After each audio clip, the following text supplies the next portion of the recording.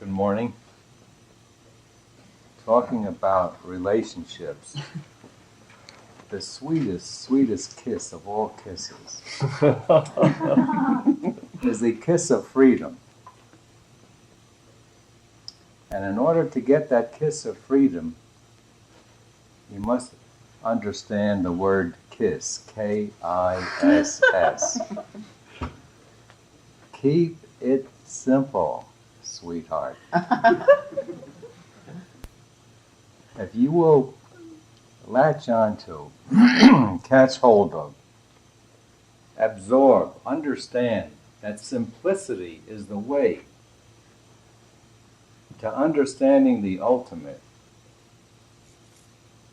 it will expedite your getting there tremendously. Keep it simple, sweetheart. It is so simple when you discover it.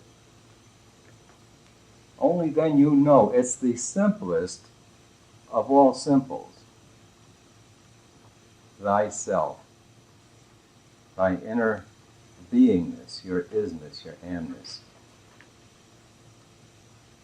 Knowing which, you will know everything. Besides being in the highest, most delectable state there is. And everything you're seeking externally, unconsciously is looking for this ultimate state. And you'll never ever stop chasing it and banging yourself against the wall of the world until you discover it by stopping banging yourself against the world, going within and discovering exactly what it is that you are. But you must keep it simple to get to the simplest of all simples, your very own self.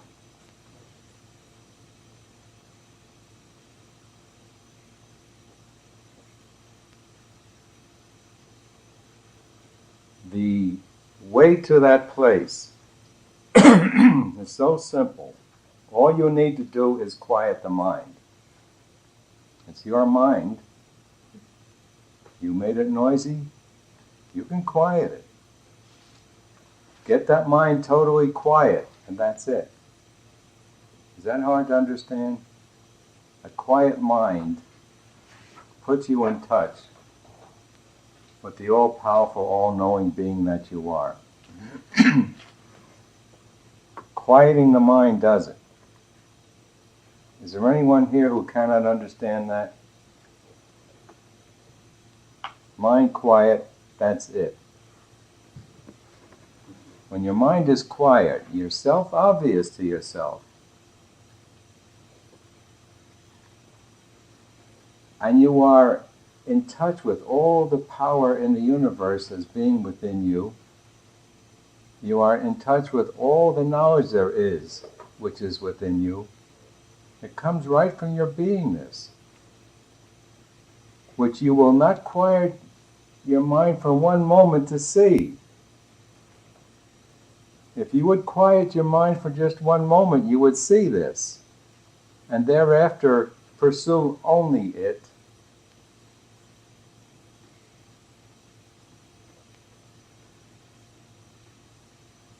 So to be smart, we need this KISS theory to keep it simple. You're drowning it out in overcomplications and running hither-thither to everywhere where it isn't. And where is it? Right where you are.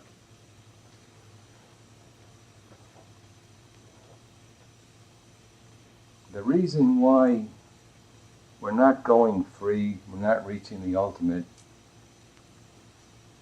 is we're not quieting the mind. And for hundreds and thousands of years they've been telling us what to do. They tell you quiet the mind. But they have not given us the how-to, which is so simple. Now your mind is active 24 hours a day, on guard, in order that you survive. All those programs called apathy, grief, fear, lust, anger, and so forth, every one of them is a survival program. So you're constantly on guard, 24 hours a day, with hundreds of thoughts, which you have very foolishly relegated to the background, and you don't look at them and you say they're unconscious.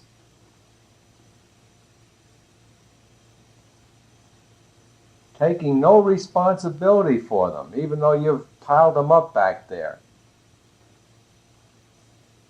You lock them into a closet called the unconscious, disclaiming responsibility for it. Take responsibility for all this accumulated ag flap in your subconscious mind. Then you can start doing away with it. The mind will never ever give you the answer, and you're looking for it via the mind. The expression is you're trying to cross the river by grabbing hold of an alligator.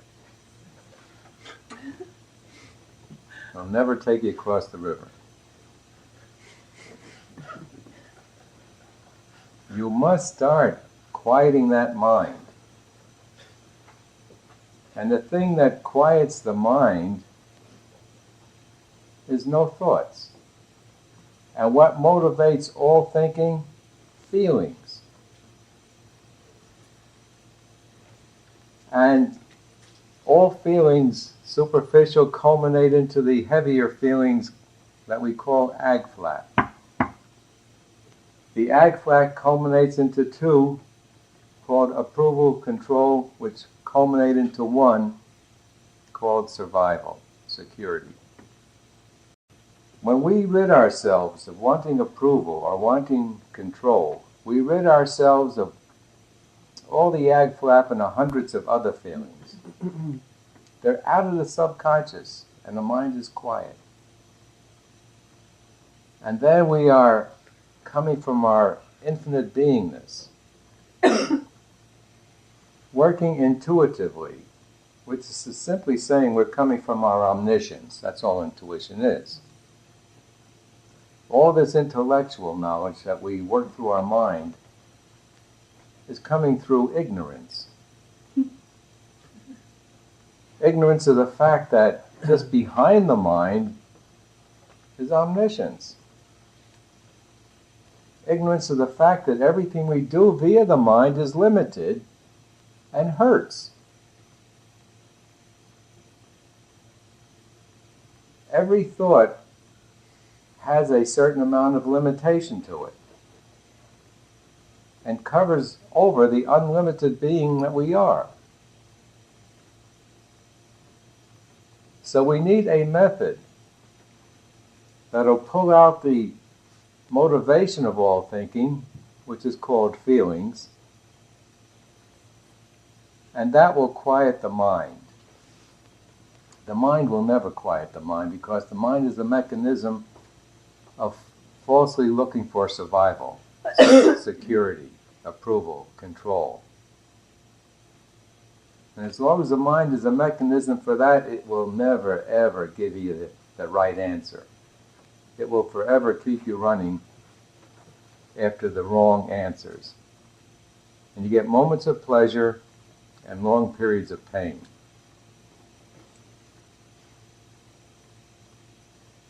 But you must keep it simple. You are the ultimate being, omnipotent, omniscient, and omnipresent, acting with extreme limitation, held within the mind, pushed back into a closet called the unconscious, and acting as though I didn't do it. And if it comes up, we don't like it, we try to push it back in the closet. The way is simple, and the way is easy. Let the feelings come up. Get them under approval or control and let them out. Carry out the 6 steps of the method and it'll take you months to empty out the totality of your garbage. After which, life becomes a near effortless, beautiful, harmonious, almost dream. Everything comes to us with no effort. By just merely placing a thought in our quiet mind, it'll manifest. If not immediately, quickly. And you'll never ever stop struggling until you do that. So why not now? Why not in the next few months?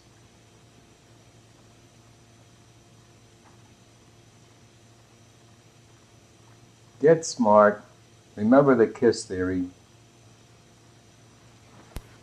As we break it down into 3 parts, there's this infinite I that I am, all-knowing, all-powerful, everywhere present, right now, always was, always will be.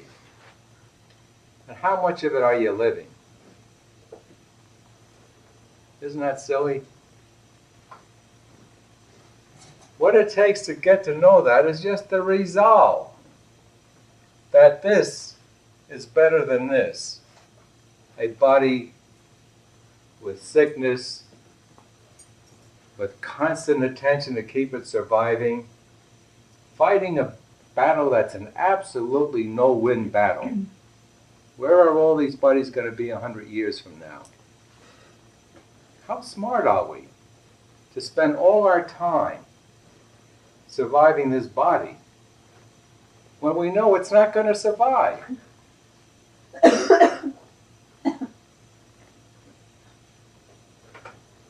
Intelligence should be defined as the ability to be happy. Psychology defines it as the ability to resolve problems. It should be the ability to be happy, the ability to be happiest. And were we intelligent, we would be the happiest. Everything we're fighting for, struggling for out there in this world is already ours. And we're running away from it, chasing after it where it isn't.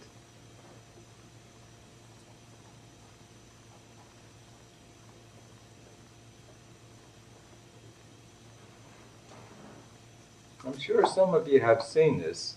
How many people have seen what I'm saying? Okay, why aren't you free? Why aren't you this unlimited being? Some more things in the world. Right. You want these stupid things in the world which you think are going to give you this. And again and again and again and again, every day, year in and year out, it doesn't give it to you. You never stop struggling for that which you are externally. You've got to make that U-turn. You've got to stop chasing it out there, make a U-turn right back on you. And see you the way you really are. Whole, complete, omnipotent, omniscient, omnipresent. This is what you're struggling for in your every act out there. Call it happiness, security, whatever. You'll never ever stop until you get to fully identifying yourself as to what you really are. This is the changeless you. It's perfect. You cannot do a thing to it except look away from it, but you can't do a thing to it.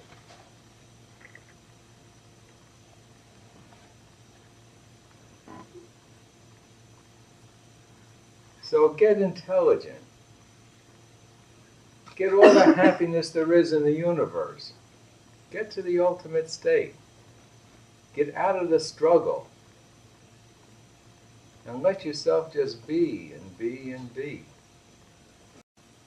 So here we are, this infinite beingness, and we set up a mechanism called mind, which the world thinks is so complicated. They go through college courses and get doctorates, and they don't know what it is after so many years of study. And all it is a sum total collection of our thoughts and feelings. The mind is a very simple thing. It's the totality of all our thoughts and feelings. You know what a thought and a feeling is. That's what a mind is. And the majority of it we don't look at. It's unpleasant. So we call it unconscious.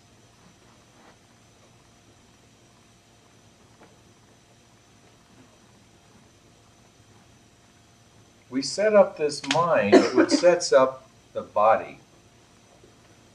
The only place you can see your body or any other body is in your mind. It is nowhere else. And the proof of that is every time you go to sleep, out goes your body and every other body.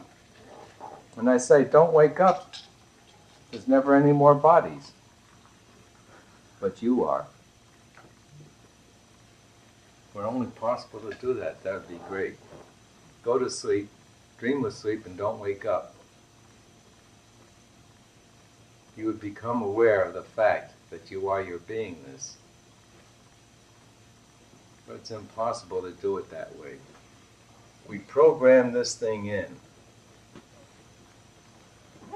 And like the astronaut in 2001, he went into the computer, and that's all our mind is a computer, and started pulling out the banks. And those banks are apathy, grief, fear, lust, anger. Those are all the programs. Pull them out. And you'll just be.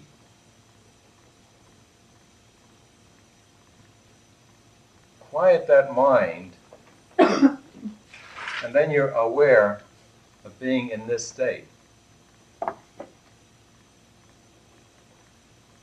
And remember, the mind will never quiet the mind. That's why all the ways that have been tried for thousands of years don't work. They're all trying to do it within mind. And the mind is the enemy and will not do it. We must quiet that mind by quieting the motivation of the mind called feelings. Now, in all these feelings, relative to the highest love, are all non-love feelings. And that's why the world is in such a destructive direction. But they're active. As I started to say, all feelings relative to love are non-love feelings and are destructive. All ag flap is destructive. Remember, underneath the ag flap, everyone is a Christ. Everyone is all love. And the only thing covering up this all lovingness of ours is the ag flap.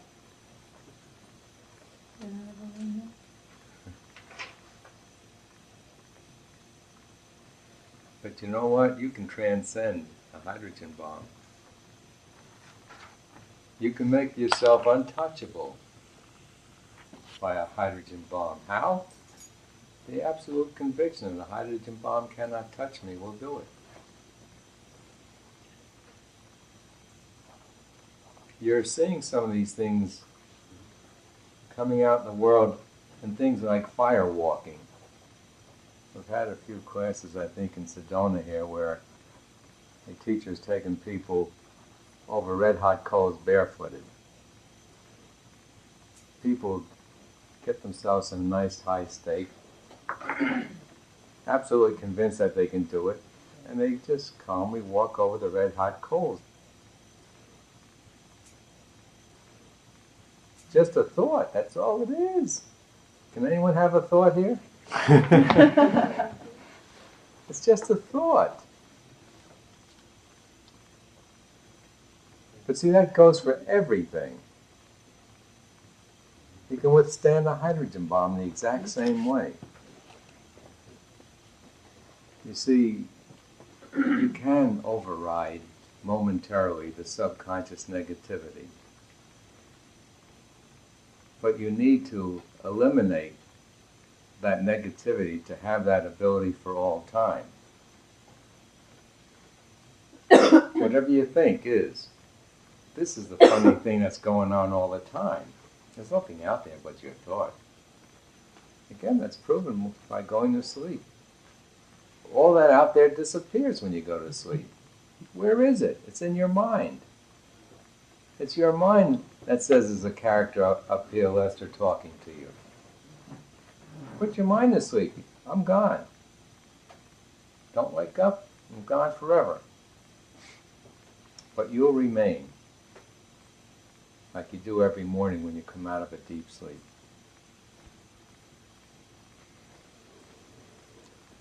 You see how simple it is? Keep it simple. There's nothing out there but your thought. Everything happening is your thought. Most of what's happening is negative. Get rid of your thought. How? Get rid of your mental action by quieting. Quieting the mind to where there's no thoughts. Unless you choose to put a thought in. It's simple and it's easy. You just make that choice. When you want freedom, when you decide you want freedom, more than you want everything else you've got in life, and I mean everything else, relationships, wherewithal, when you want freedom more than you want those things, you get it quickly. Also, when you see that the only reason why you want that is to have that freedom, that'll help you make that decision. You're going after that ultimate state of security. The wrong way, externally. And the only way you'll ever get it is inward. And once you have that, nothing in this universe can touch it. What you don't see is you're experiencing exactly your mental picture. Your sum total thinkingness, which includes all the unconscious thinkingness, which is 95% of your thinkingness now.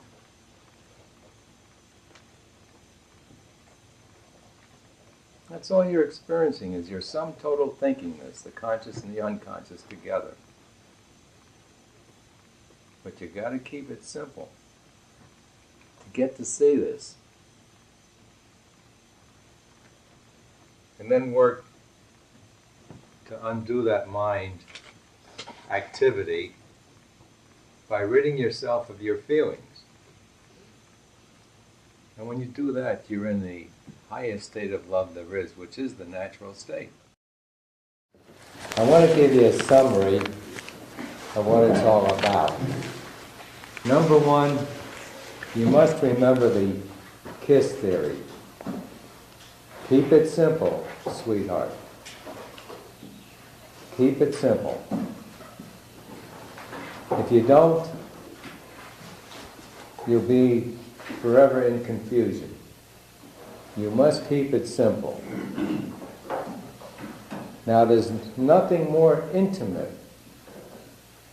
than this infinite being that you are. You're feeling it every moment. There's nothing more intimate than this unlimited being that you are. Can you see how simple it is? Remove the static of the ag flap, and there it is.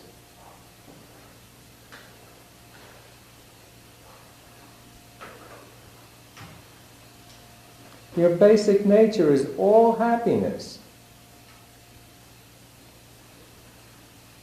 But you're moving in every direction away from it all the time. Stop that movement, stop that action, and just be what you are. Be the total happiness. That's your basic nature. Isn't that complicated? You must keep it simple. You are that which you are seeking. You are that ultimate being. You are infinite.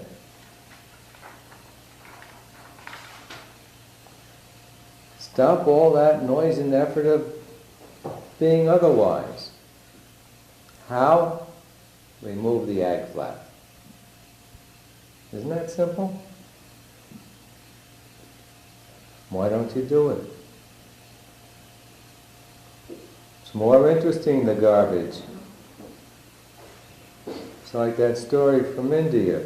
The fisherwomen were walking with their fish baskets through a field of flowers, and they decided to take a nap.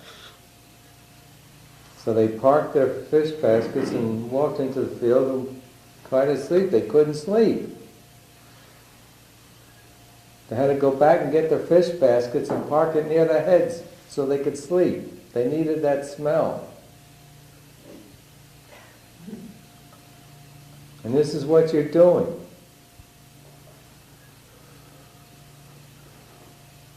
Be smart. Make it simple. Drop the ag flap.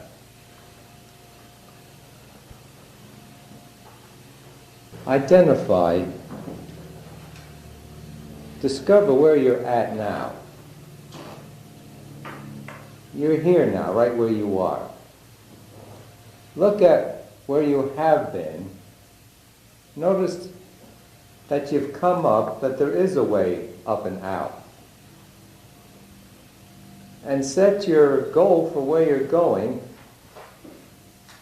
and see where you are on that scale and how much you are fooling yourself by not doing that which requires you to go all the way. I used to say to me, I only know that which I can do. How unlimited am I? This used to shock me. Give me a shock and shock me up a bit. I only know that which I can do, not say.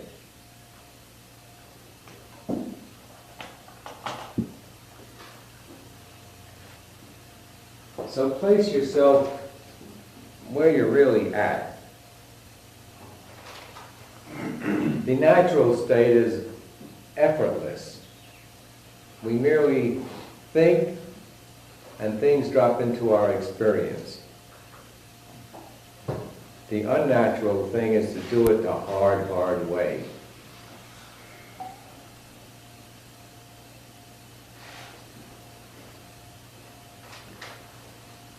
As you see yourself, you break yourself up into three parts. Your beingness, your mind, your body and world. You, your beingness, is the real, changeless you, over which you have no control. There's nothing you can do about it. You can only look away from it.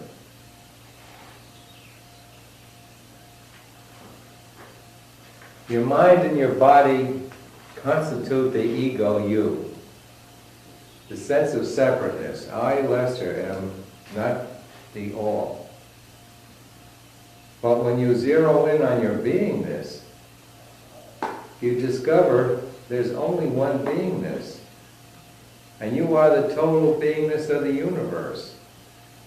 And that everything is in you. And everything you see, you created. You created it in you. And if you don't like it, change the creation picture in your mind and it changes out there immediately. No matter what the situation is. If you change the picture of it in your mind, it changes out there immediately. How do you change it? Release the obstacles, release the act flat.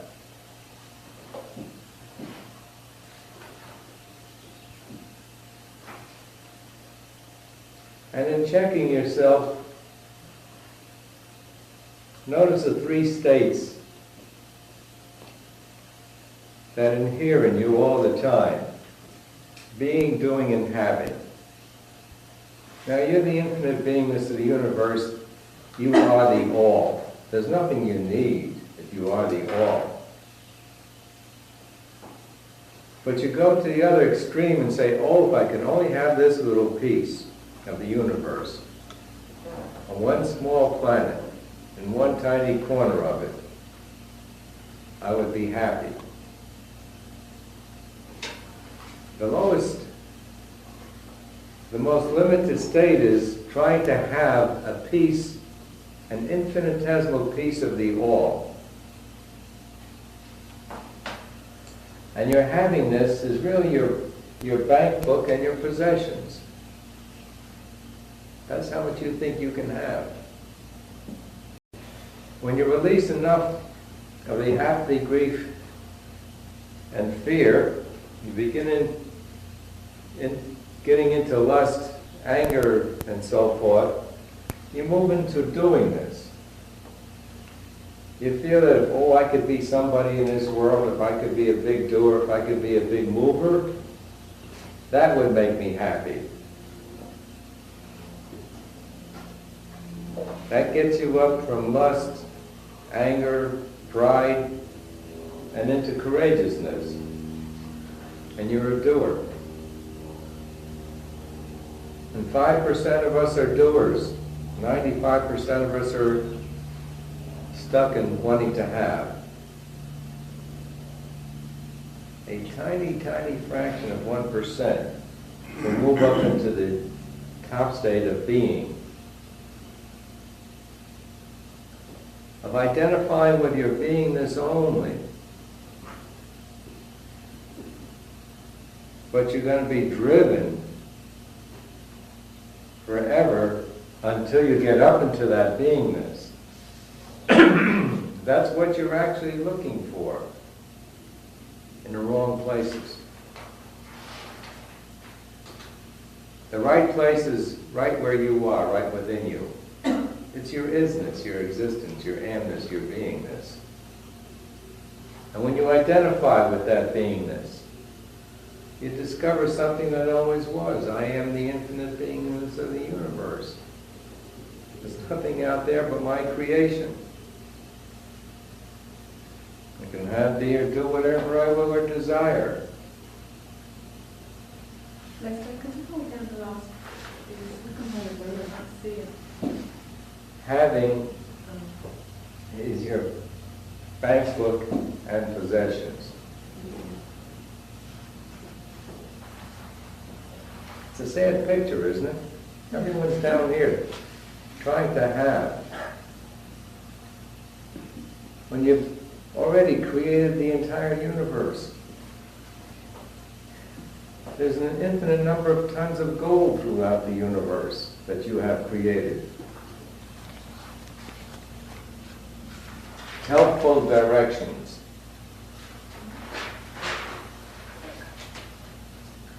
Constantly identify with your beingness. Think to yourself, I am I. But be careful you're not thinking of the ego I.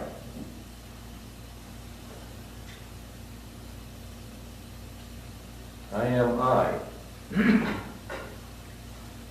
Play the part of being not the doer. Let it happen. Stand back, let it happen.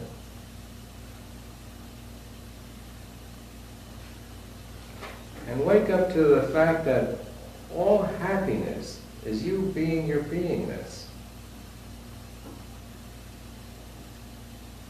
That desire is your greatest enemy to happiness. Desire is the creation of the agony of lack. And your mind stays agitated to fulfill that lack. And the moment you satisfy that desire, your mind goes quiet, and the happiness is you being you. It's not the thing, it's not the person. Day in and day out, you beat yourself over your head trying to get happiness externally. And it's right where you are all the time, the infinite happiness.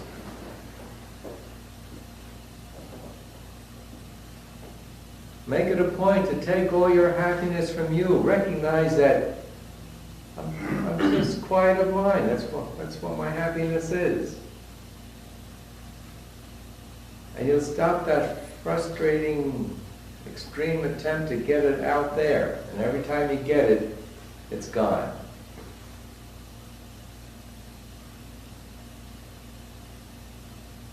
Try to see everyone as being you.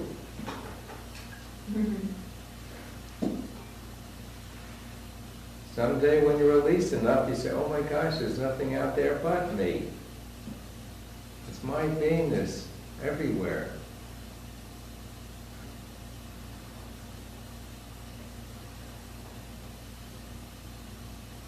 At that time you identify with every atom as being you, because you created it, it's your creation, it's you.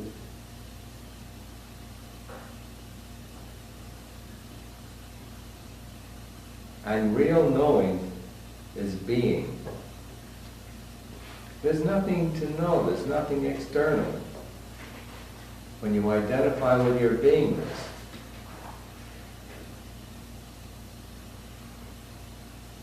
Let go of trying to acquire knowledge. All knowledge is separate. The real knowledge is not knowledge, it's being. The real knowing is being your beingness.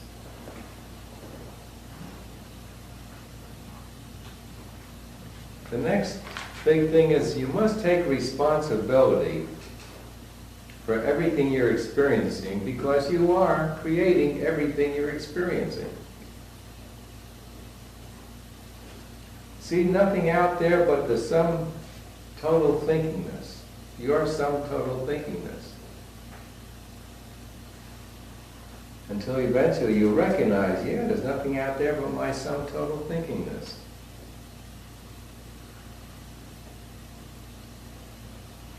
And you know there's nothing in actuality out there but your beingness.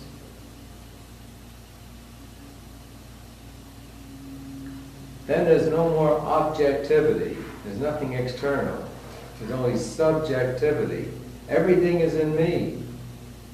There's nothing out there. Everything is in me.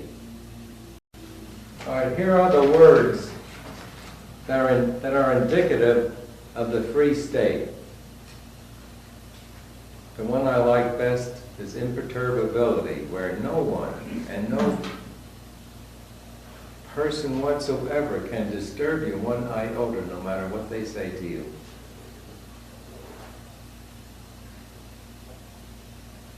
And of course, no thing can disturb you. Fire, water, anything. Imperturbability is indicative of the top state.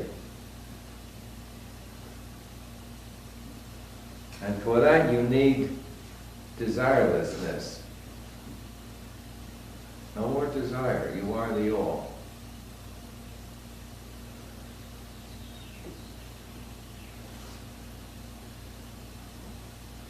And when you get there, you discover no action is necessary. Everything is yours. You don't have to take any action anymore. So actionlessness is indicative of the top state. And when you get there, because you see your omnipresence, you can't move anymore. You just witness. You witness your body like you witness every other body. Like a moving picture going on out there. A moving picture that is your creation.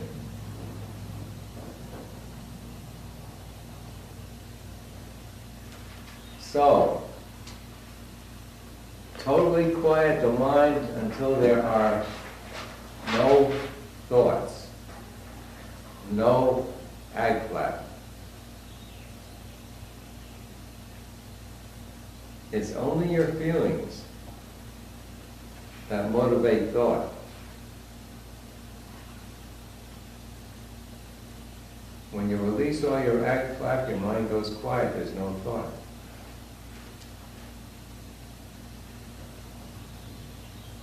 And then you become intuitive. You're in touch with your omniscience. You're in touch with all knowingness. And you'll talk intuitively, without thinking.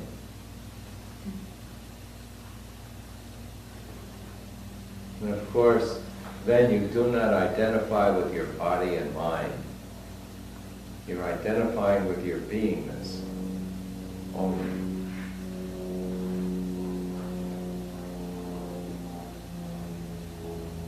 And when you release everything, you have no attachments and you have no aversions whatsoever.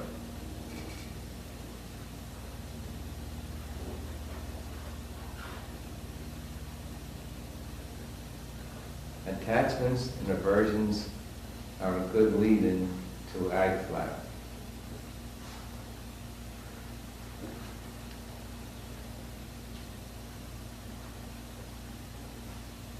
And when you no more have any attachments or aversions, you'll have everything for the mere effortless thought of it. Now to get the bottom of the ag flap out, you won't get it out when you're in apathy, grief, and fear. You're in the pits. You cut off all your energy, all your willpower, all your ability, and you're sunk in the dunk. Spelled D-U-N-G. If you want to get rid of the ag flap, you must get yourself up into courageousness, acceptance, and peace.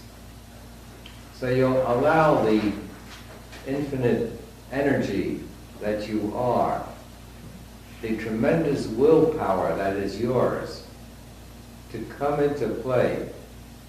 So you can go down here and gobble that up. Just like Pac-Man, DAC. You'll just come down and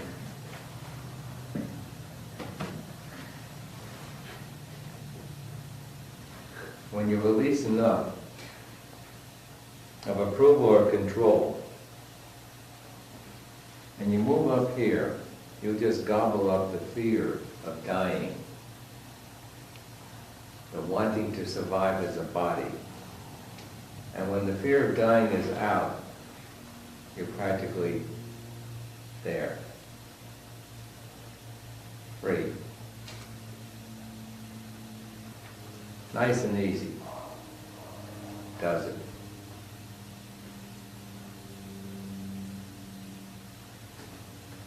Keep it simple.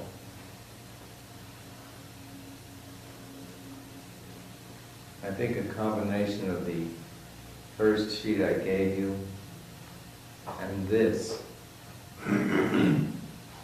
concentrated on can quickly take you all the way.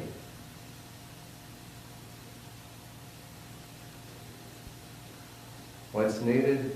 Just one simple thing. You're wanting it. All your wants have to channel into wanting freedom. And you'll get it in a matter of months.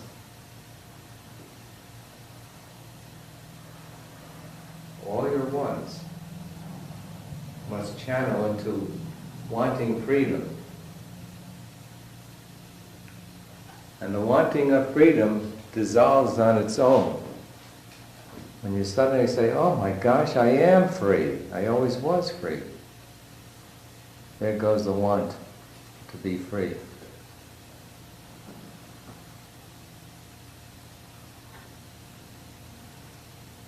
I'm questioning whether I should ask for questions, because the moment I do, you start trying to bring all this down. Why doesn't it fit in with my garbage? That's all your questioning is. Why doesn't it fit in with my garbage? So I think it's better that I not answer questions, but ask you to come up to this,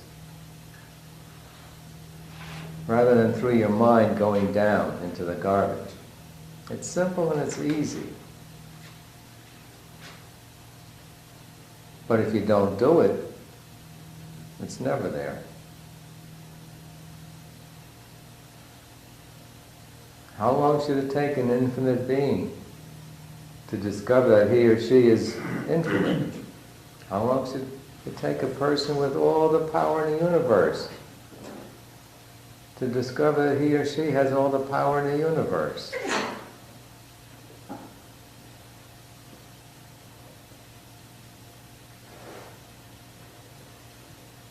Shouldn't take any time, theoretically.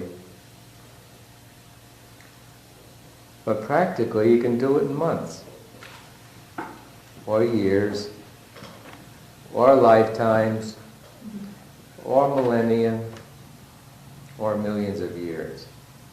Now, the majority of people on earth today are going to take millions of years. And they're going to do it the hard way, just by banging their heads on concrete walls. And we're about to do it now. And if you'll take it as an opportunity for growth, instead of banging your head, you'll do this, you'll just transcend it. You won't experience any pain, any harm, any destructiveness. You'll take it as a very delightful opportunity to transcend it all.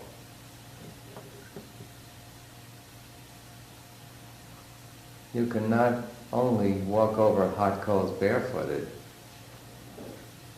you can do anything, because there's nothing out there but your concoction.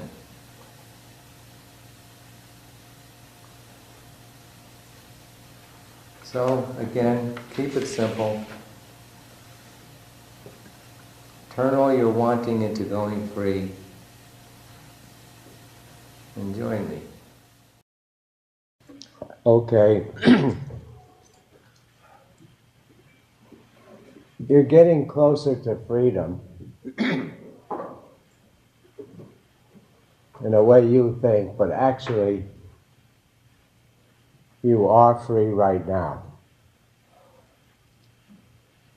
What must you do to be free? Absolutely nothing. How do you like that?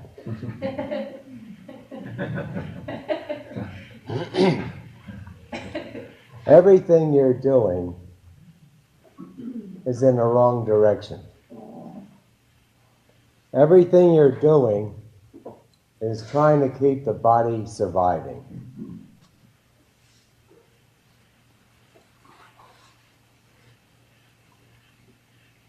How do you get to the place where you do nothing?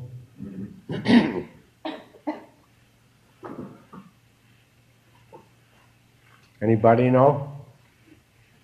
Start now. Start now. No, how do you get there?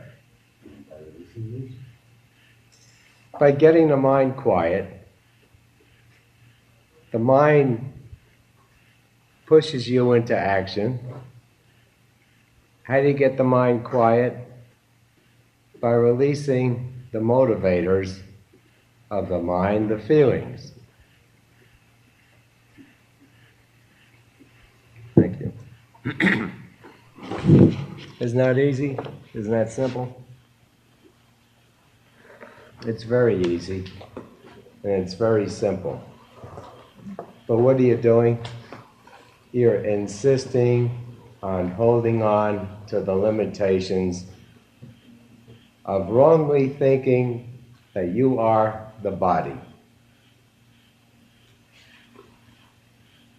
The body is the least of you. Your beingness is the all of you. And in your beingness, you set up the mind, which sets up the body.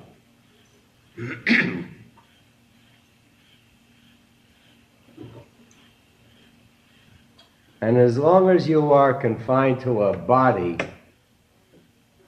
that's how big your infinity concept of you is. You are infinite right now, unlimited. If you think you're this body, you take the tremendous unlimited being that you are and imagine that you're confined to this encasement called the body.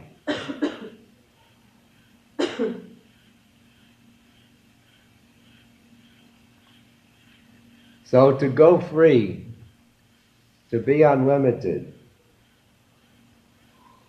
requires doing absolutely nothing.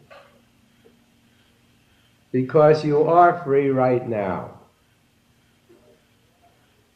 However, what you are doing is trying to remove the obstacles, the blinders to seeing that fact, that you are your beingness. You are not the body, you are not the mind, you are your beingness. So I set up a chart here to delineate it so that you may better be able to see where it is you are on the elimination of the blinders. And by so doing, expedite the eliminating of the obstacles, the blinders, the thoughts, the mind, the feelings.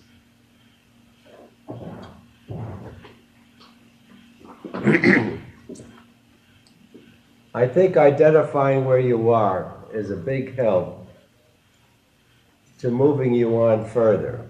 All right, the one and only, number one, you are your beingness. I don't think anyone would deny being. Number two, part of you, your mind, your programs and their thoughts. And of course, your programs are your feelings. And number three, your mind says you are the body and related to the world and a victim of it. And it's actually your mind that creates the world. It's only in your mind that you see the world. It's only in your mind that you see yourself as you are. It's only in your mind that you see all your relationships. Eliminate that. Your beingness is left over. You become very self-obvious to yourself that I have always been my beingness, deluded into thinking I was the mind-body.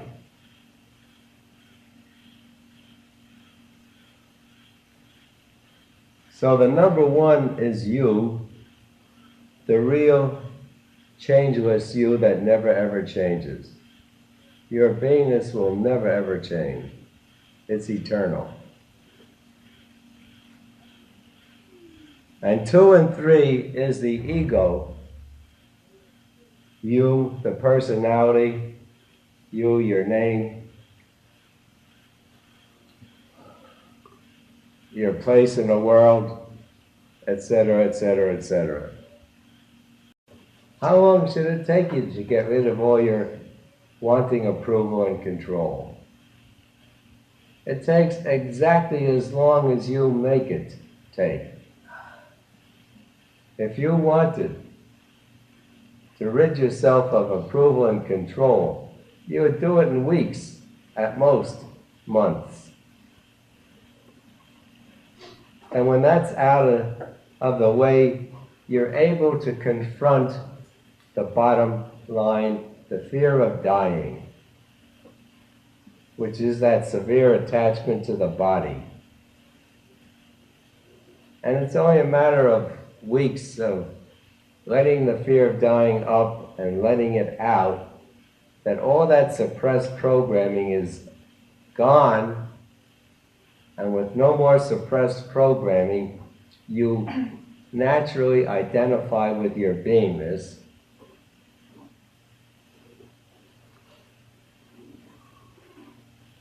So again, what's needed? It's so simple. Rid yourself of the fear of dying, and you're free. But you need to rid yourself of wanting approval and control before that. Until you release appreciably on approval or control, you won't be able to confront your fear of dying. It's so deep, it's so heavy inside of you.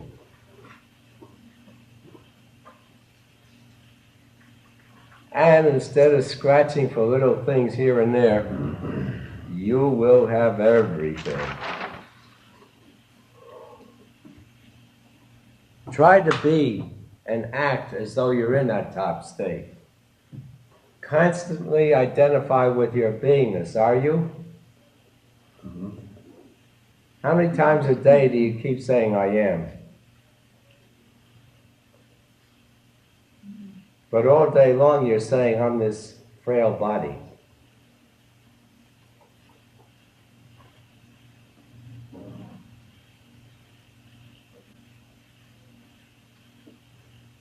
I am my beingness should be the 24-hour-a-day sense, feeling in you. And when you're there, it's a sense of I beingness. There's just an I there. I. Not I, Lester, body, mind. Just I. When you're at the top, you have a sense of I only.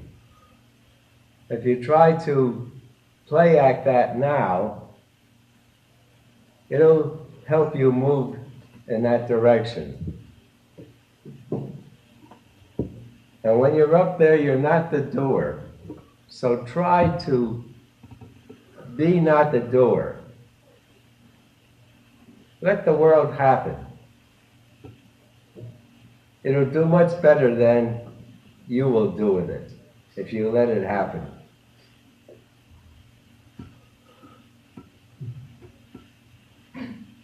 And there's only one single happiness in this universe. It's when you are identifying and being your beingness. So, in your behavior, make it a habit to take all your happiness from you. It isn't the movie, the TV, the person, the object that makes you happy.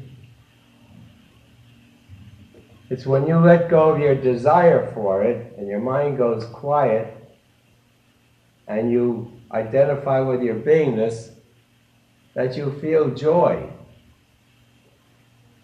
Once you catch that point, you'll stop wasting time looking for joy in the world. All it does is give you misery.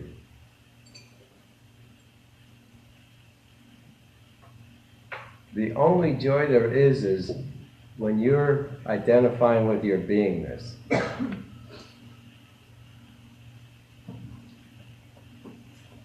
How many people have not seen that yet?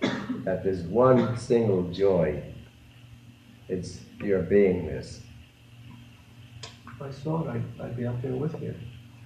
No, you can see it and then not see it. When you get quiet, you can see it. You're in your highest state. There's nothing you have to do to be your beingness. And it's the greatest joy there is. But haven't you seen that when you satisfy a desire, your mind goes quiet, and you're being, and that's the joy. You haven't seen that? I've seen my beingness. I've seen the joy, but I never quite see it as a desire being satisfied. I haven't quite. Do you know what I mean? I know the mind goes quiet, but I don't see it as. No, I'll get more practical. What's the greatest quieter of your mind? The orgasm.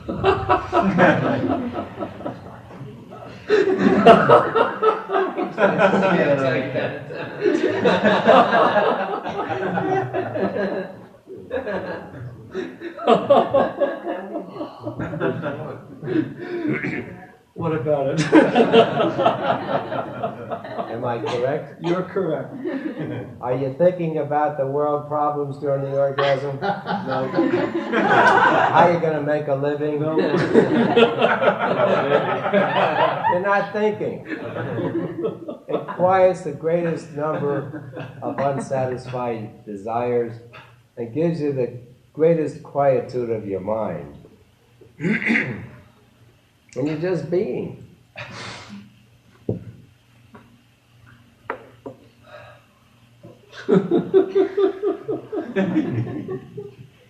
Am I making sense to you? Yes. Yes.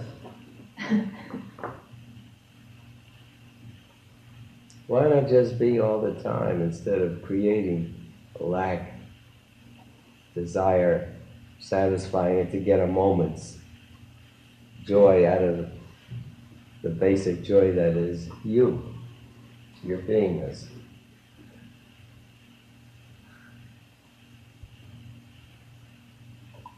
I still say it's simple and easy.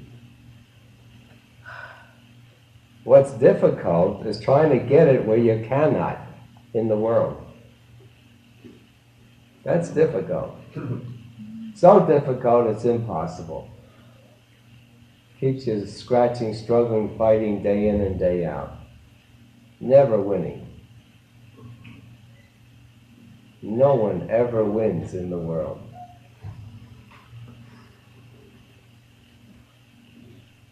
Everyone draws a blank, everyone dies.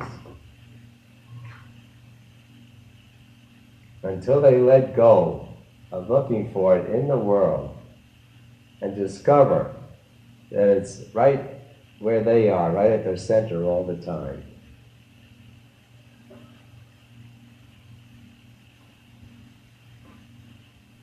Now the top state is not understanding.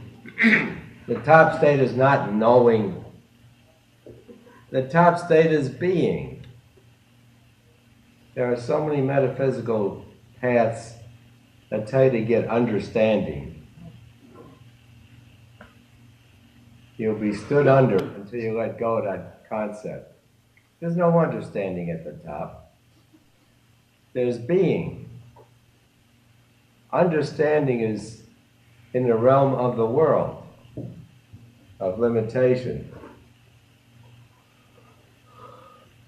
So the real knowing is not knowing, it's being. See how simple this whole thing is? So, when are you going to be the free being that you are right now?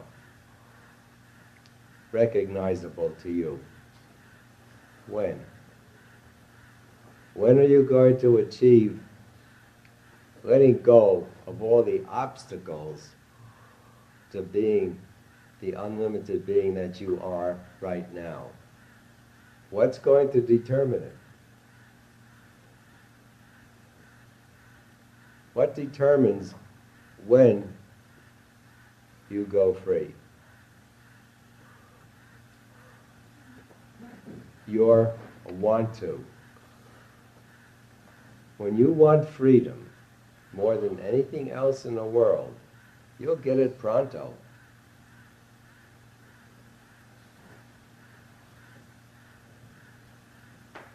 So you're all telling me you want freedom, With the yes, but, I gotta take the bondages with me.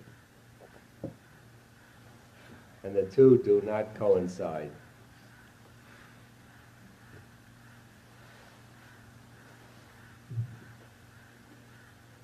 Okay, so the next best thing is to cater to your wants. We need advanced courses to keep pulling up from suppressed areas the blinders, the feelings, the programs.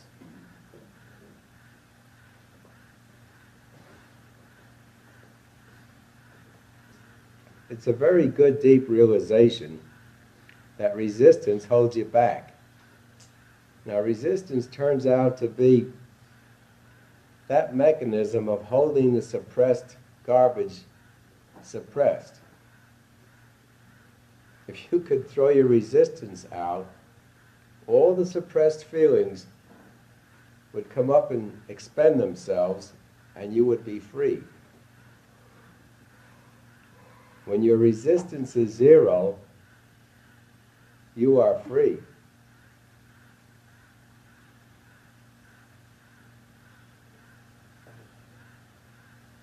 So don't fight the world, let it be. Everything everyone is chasing after in the world is chasing rainbows. And you know what that means. You try to grab a hold of a rainbow and you've got an empty hand. It's just chasing rainbows, looking for things in the world. Because everything there is in you now.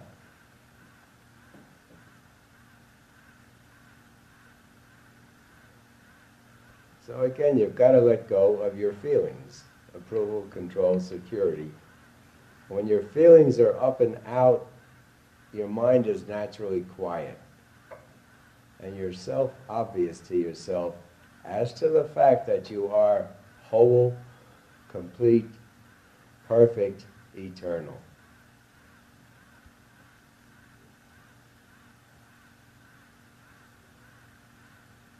Are there any other questions? Yeah, just sort of similar to Laura's question, but like in writing music or something, which is, where is the ego in that? You know, it seems like you're just sitting back and... Let it flow out of you. Don't be Ralph the composer. Just be your beingness. It'll be effortless. You write the greatest music, you'll out Amadeus the armadillo. Write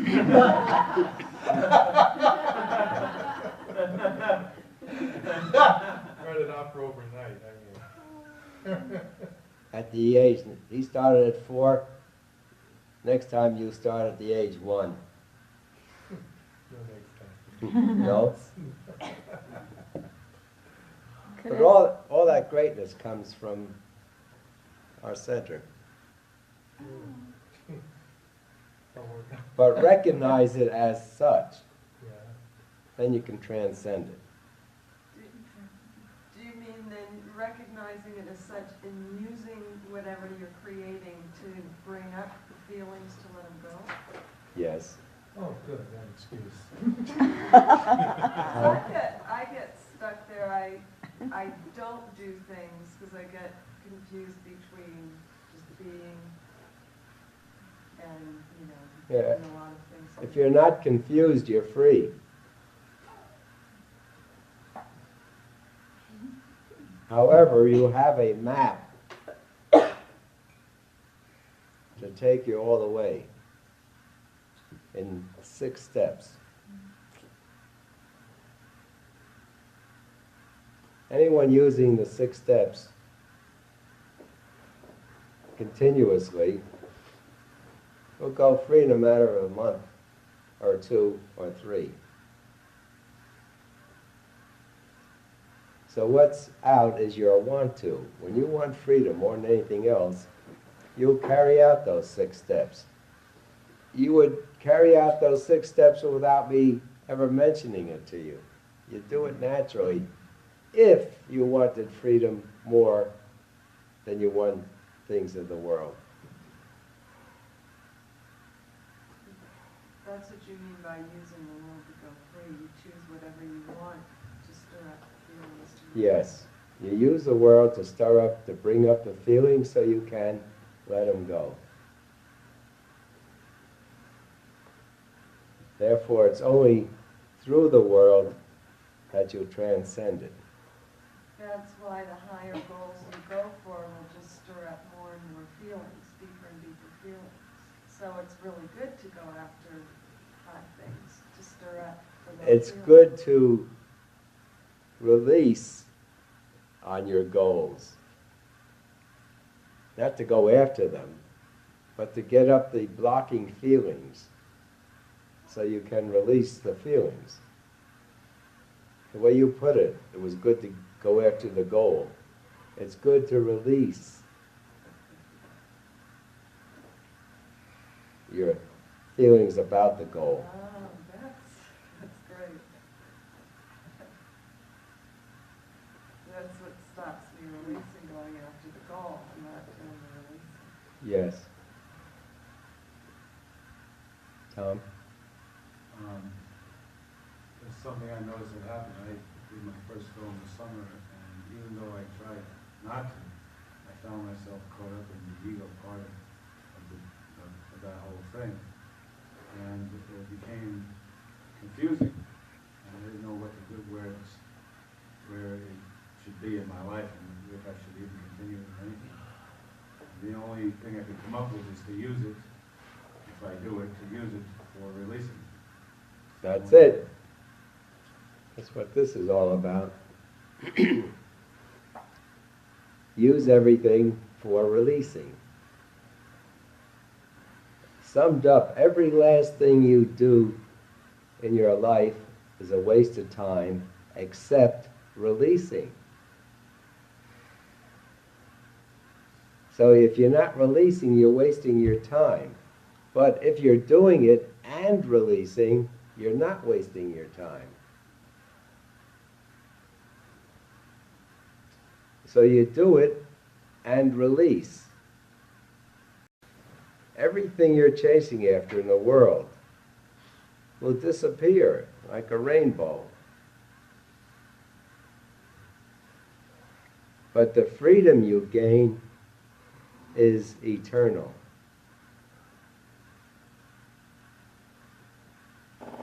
This is what Patrick O'Neill caught.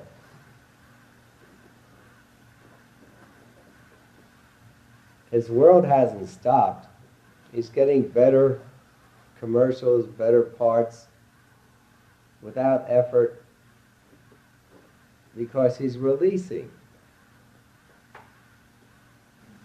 It's funny, I said to him right outside here, Pat, you can be the #1 actor in the world. You know, he's not a child anymore. I don't know how old he is, but he's on in years. It's a funny thing to say to him at this late stage of the game, that he could become the #1 actor. But he bought it. And I guess he's going to let it happen instead of trying to force it to happen.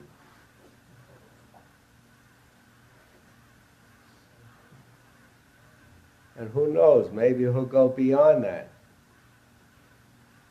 and not have to do that.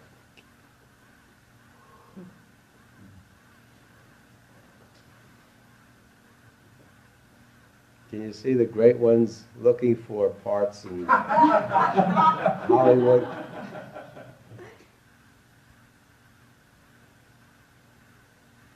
And so what I'm saying is that you've got to reach a place where you let go of the world. You use it to transcend it, you get above it. That's why you wouldn't find Yogananda and Jesus and Buddha looking for a job in Hollywood. They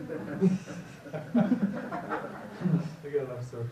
Digging for oil to get more and more materiality. They're above materiality. There's a place. Someday you'll discover it. Everyone hits it sooner or later.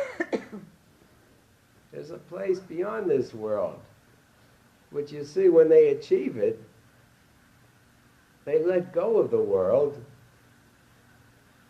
and their total materiality is just the dress that they're wearing at the moment.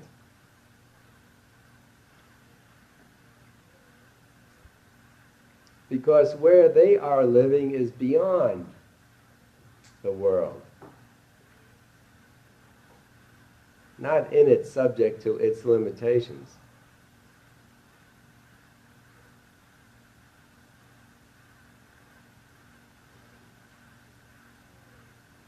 And the higher, the freer you go, the less the incentive to go all the way, because things get better and better and better. Are there any other questions? Yeah, I have one lesson. Reference to the what determines when. You said want to. That's it. The want to, the want for the joy of it all, the want for the truth, supplies the energy, or supplies the allowing what's there to come up easily rather than feeling you have to dig or effort for it. Yeah. So it's like opening up. Have you discovered that when you release, you're happier? Yes. What's wrong with that? What's wrong with making that constant? Nothing. Why don't you do it? Ask yourself, why don't I make it constant and go all the way in a matter of weeks? The answer is you don't want it. Yeah. You want the world. The sense of having a mission to fight against the negativity. It's like the negativity was there, and that gave me a sense of purpose. I mean, the silliness of But asking yourself, why don't I go all the way, might give you the realization of why you're holding yourself back, wanting misery more than the ultimate joy.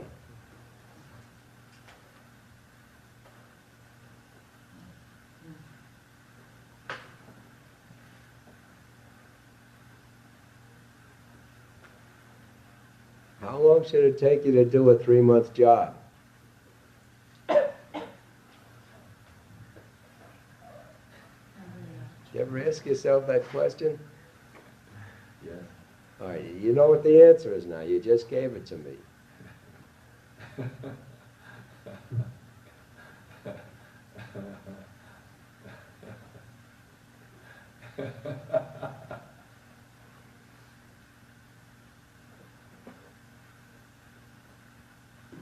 You know, the Bible sums it up in 2 sentences, and I think both sentences are capitalized in the Bible. The first is, I am that I am, meaning I am the amness of the universe. I am the beingness of the universe. And the second sentence is, be still and know that I am God. If you can get your mind quiet, you know that.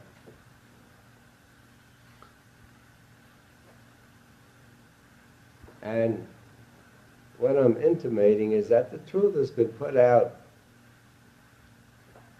from the beginning of time. In our time, I would say in the last thousands of years,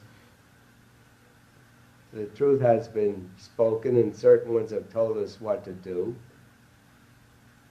And we haven't done it.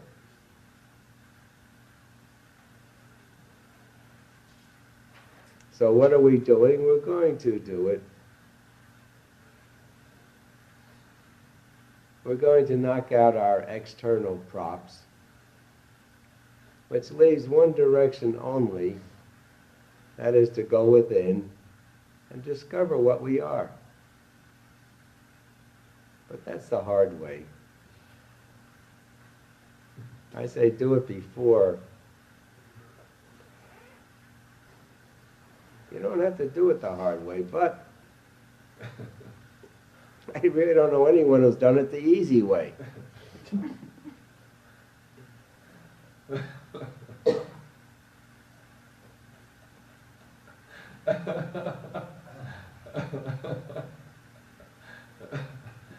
So I expect to see people going free in large numbers in the next decade. So, is what you're saying that, like, to fight against, like, to become an ecologist or to try and save these things is just holding it in mind and just contributing to? It's a waste of time.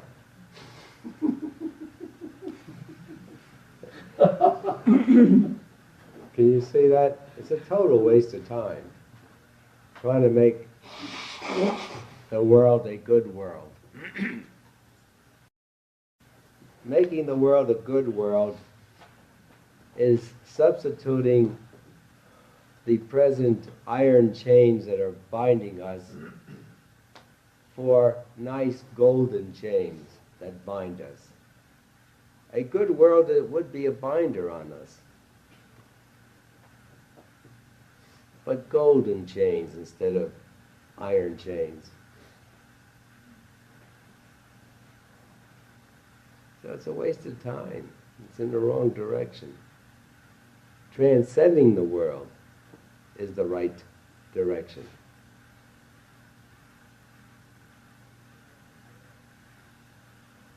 Everything of the world is of limitation. So just discover what you are, and you'll have the ultimate answer. And when you discover what you are and get the answer, after that, all answers come to you immediately.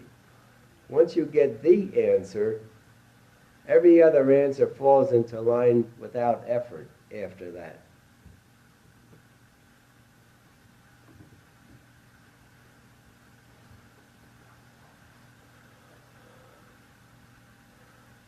Makes the world a pushover.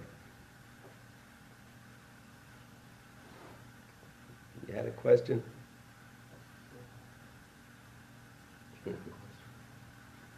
Yes. I want to ask about where's prayer? You should be praying. That's part of the thing. Where is prayer? What is it? Prayer is for those who are ignorant enough to think that I have to go outside of myself to get something that's within me.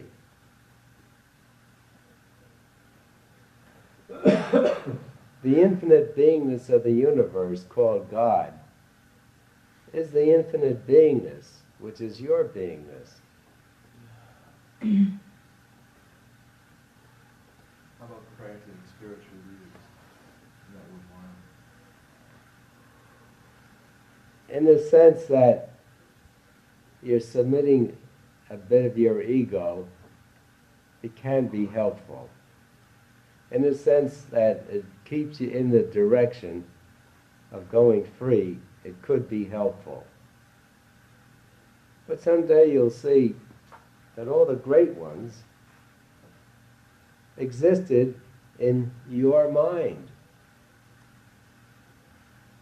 That all the great ones are your creation.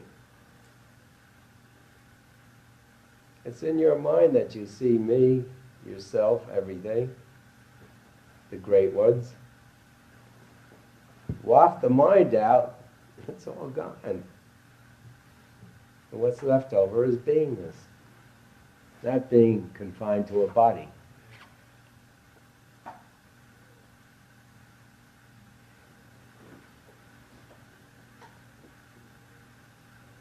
I guess I wouldn't be very popular in the realm of organized religion. Religion in general is in the direction from the bottom. Religion tries to inspire us and get us above the garbage. and it's not helpful. I think they would be better off if they pushed us into the garbage and made us so uncomfortable we would have to release. But inspiration, I don't see as helpful, because it lifts you above your garbage without showing you how to get rid of it.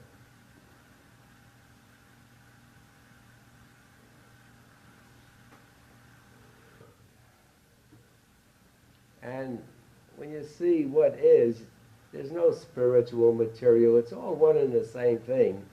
It's a matter of degree of the same thing. Everything that people call material is actually spiritual. It's creation to the degree that we create. And that's spiritual. That isn't material. Separation is not a good direction. Unifying everything is better. So separating spiritual, material, physical, mental, and all that isn't helpful if one wants to discover one's freedom.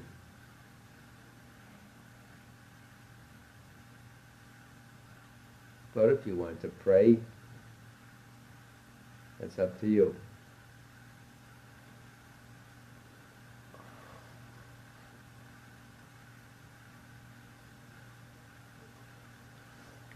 So I sum it up by saying, why pray for it? Create it.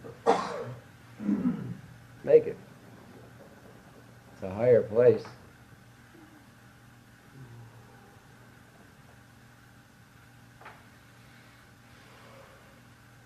You can have, be, and do whatever you will or desire if you'll release the blocks, the feelings.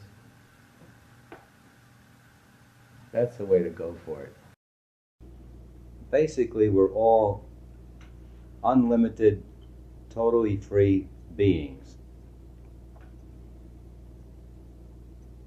who have convinced ourselves that we are extremely limited physical bodies.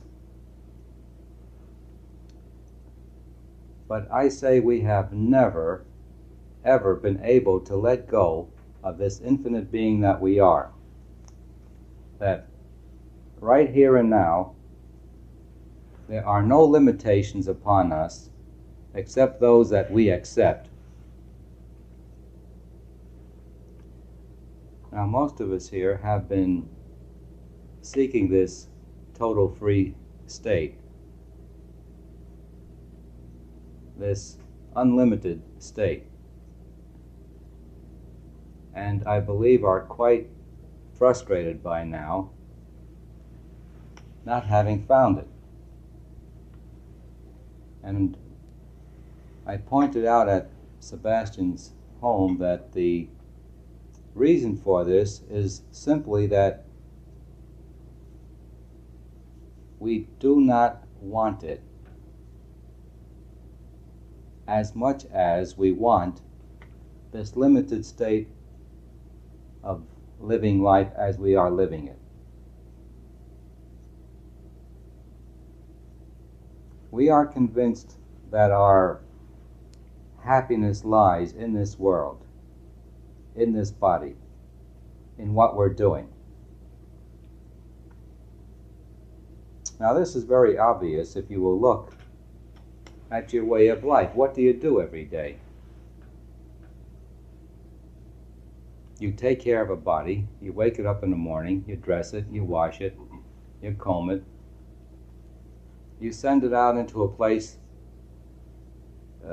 where it will produce a certain thing called money, so that you can get other things for the body to keep it alive and to send it off on vacations and so forth. That sounds It's true. It's sad. Now, if you were not convinced that all this was the important thing, you wouldn't be doing it.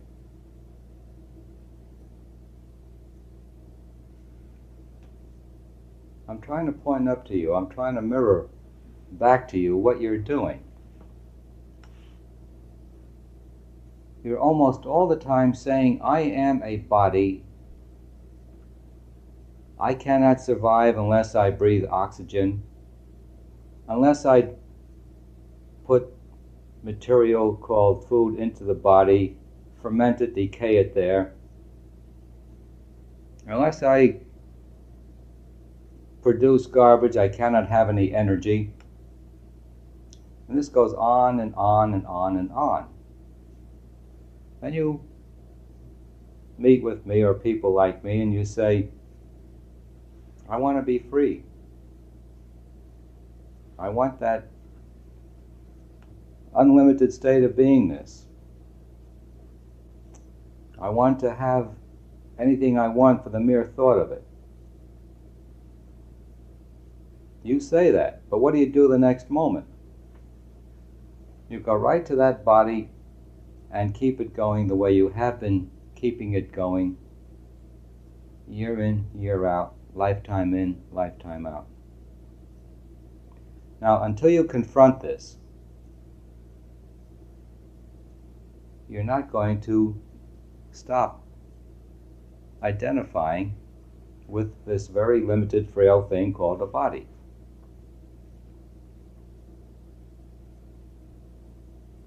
Ways of confronting it are like what I'm doing. I'm showing you what you're doing every day.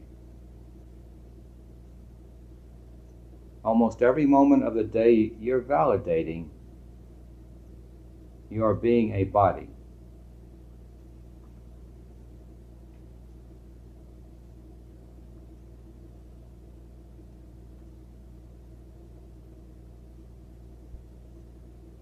How much of the 24 hours a day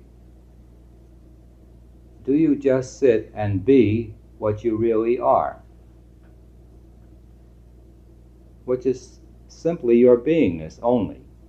It's not being a body. It's not being a mind. It's just being. And if you would for 1 minute stop being a body-mind, for that minute you would see that you have no limits whatsoever, that you are totally free, that your beingness is the most grandiose, the grandest, the most glorious thing there is. If you were to do that for 1 minute only, you would never ever let go until you established that for all time.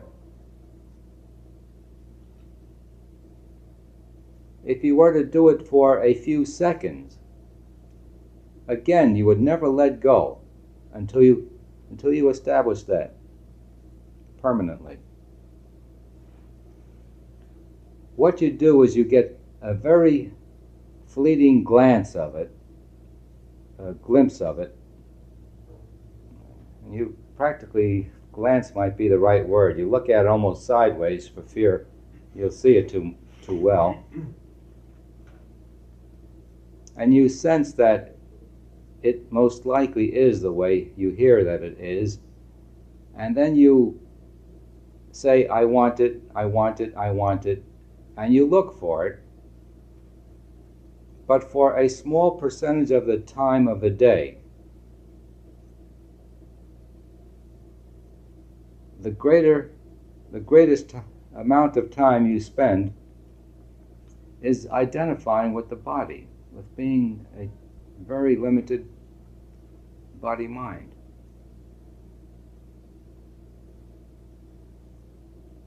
Is this clear as to how much you identify with being this thing?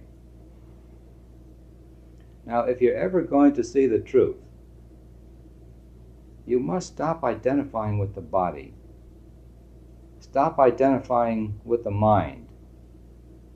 And examine your beingness,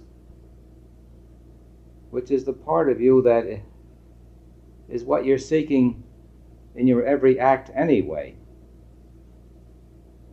And you call it happiness. And you'll discover sometime that happiness is only you being you. That the more you will be only you, the happier you are. It's a process of stilling the mind, which is a distraction away from you being you. The mind is an instrument used to identify you with other than what you are. With the mind, you identify with the body, with the world. You've got to let go of this constancy, the continuity of identification with a body-world relationship.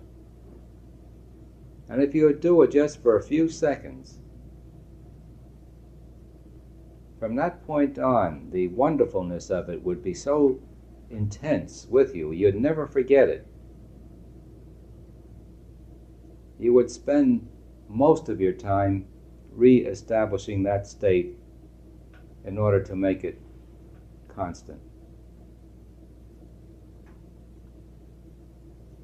So to sum up what I said, the reason why you don't recognize you as being limitless is because every moment you're identifying with this limited vehicle called the body, and you're not confronting it. So what I'm suggesting is that you start confronting this, like I presented it to you, how every moment of the day you're validating being this body. Look at that. Look at similar things.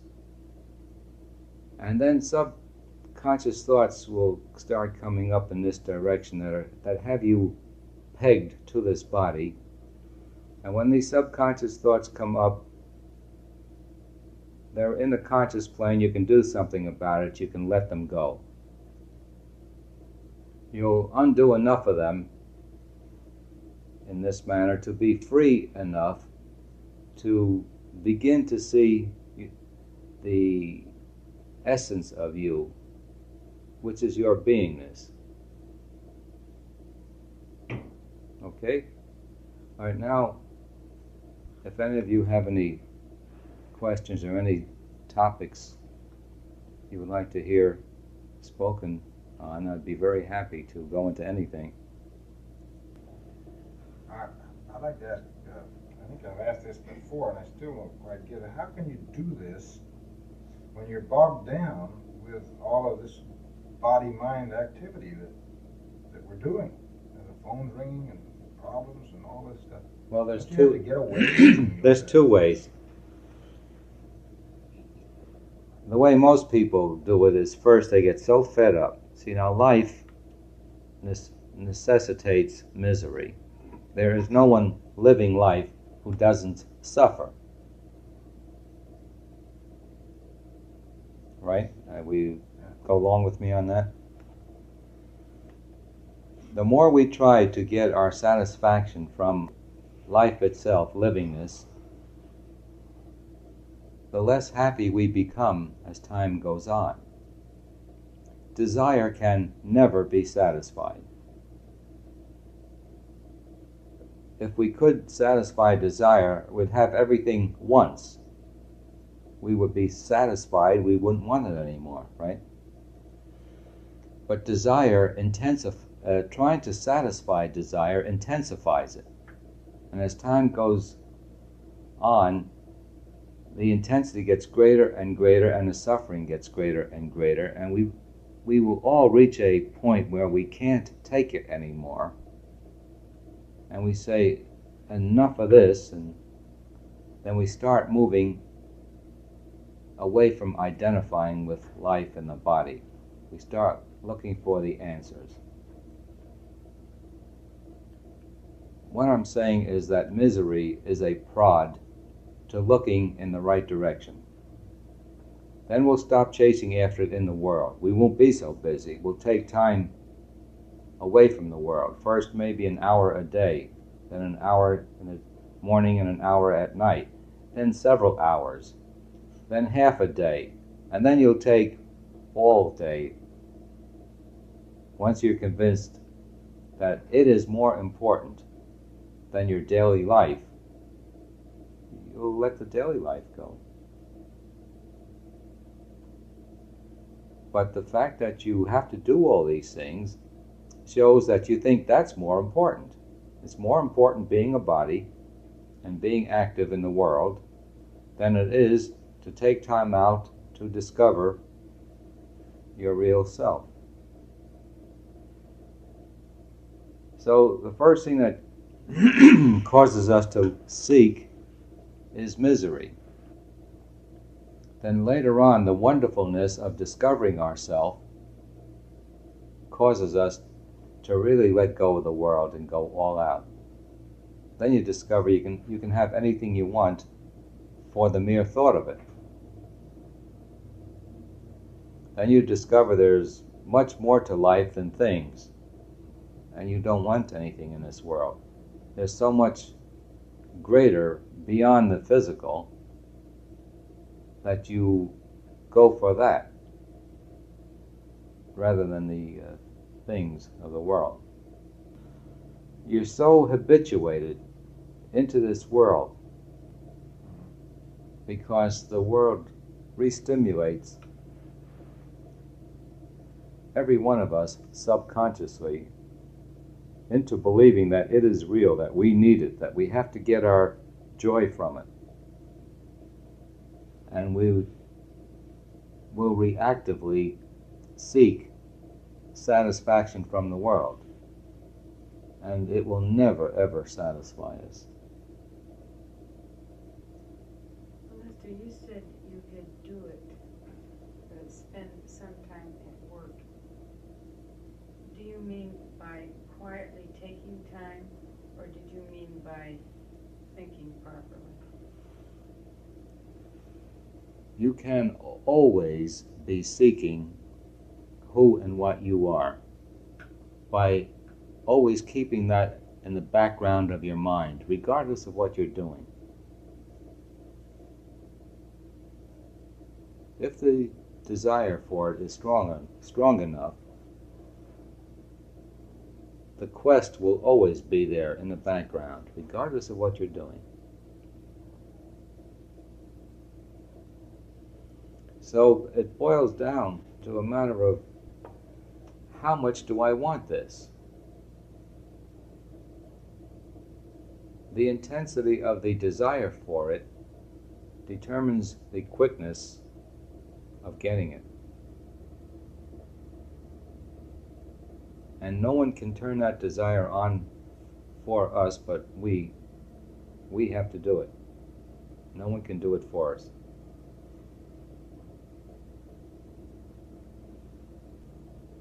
You know, Lester, I think the reason why a lot of people don't do it also is because they're scared of the final plunge. Remember when we spoke about that bathing pool, swimming pool in the ocean? It suddenly occurred to me also, part of the dream that I just now remembered was that I was scared to go into the ocean. I thought to myself, I better stay in the pool. You know, in other words, go to the safety of my thing, rather take the total plunge into the unknown.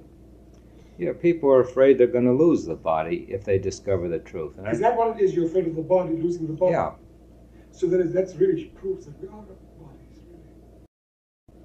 You're afraid you'll lose your identity with the body. Oh, God. How do you get out of that? Well, I tell you, you don't lose it. All the masters say so. All those who have done it say so. They have shown you their bodies. You've met masters. They didn't disappear. They had the body. Don't we tend to be afraid of the unknown? Yes. But it's not unknown. No, but it is to us until we reach that. No, it is known every instant. Right, but until we realize this. Yeah. The absolute truth of you is the I that you are. When you say I with nothing added to it, that's the absolute truth of you. If you would look at that fully, you'd see what it is. But every moment you look away from it. You say, I, the infinite being, am a limited body. And you're saying this every moment. A limited body with troubles. This trouble, that trouble, it goes on and on and on. It's like a plague.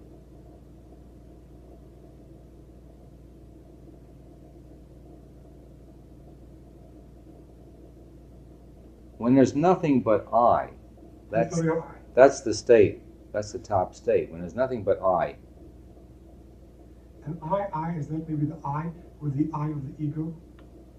No, that it's not. There's nothing but I. Is that what it means by I. Nobody. So the I, when there's nothing but the I state, that is the top state. Okay, I understand. Thanks. Like Vivekananda said, in the end you discover that there never was anything but I, all alone. One.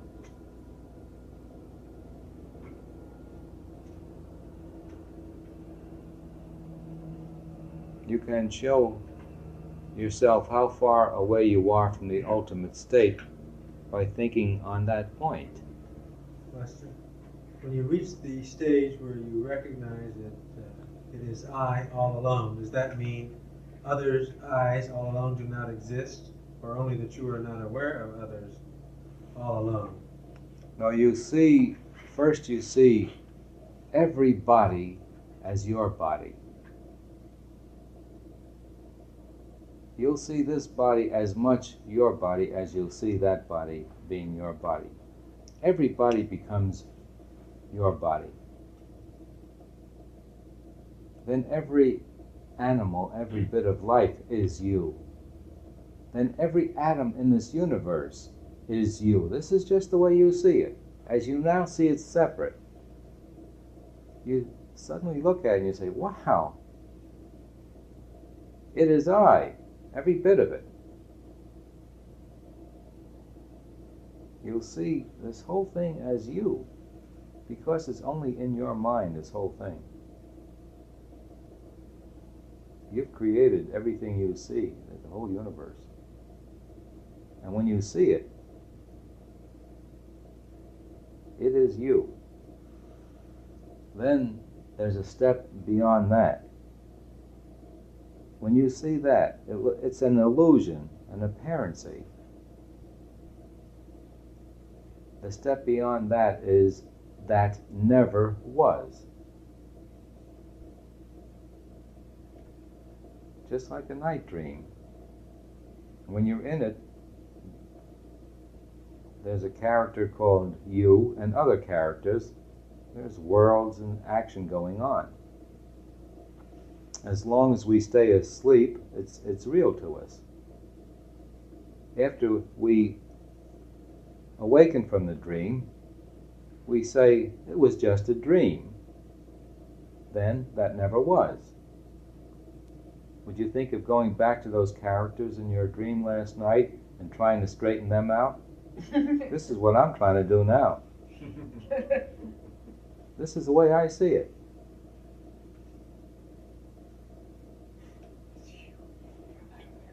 No, nothing needs correction. Everything is all perfect when you see it correctly. But I am in a dream now, trying to straighten out those characters who think they need straightening out, and they don't. You are you. You can't change that. But you can't pretend not to be what you are. This whole thing is a pretense.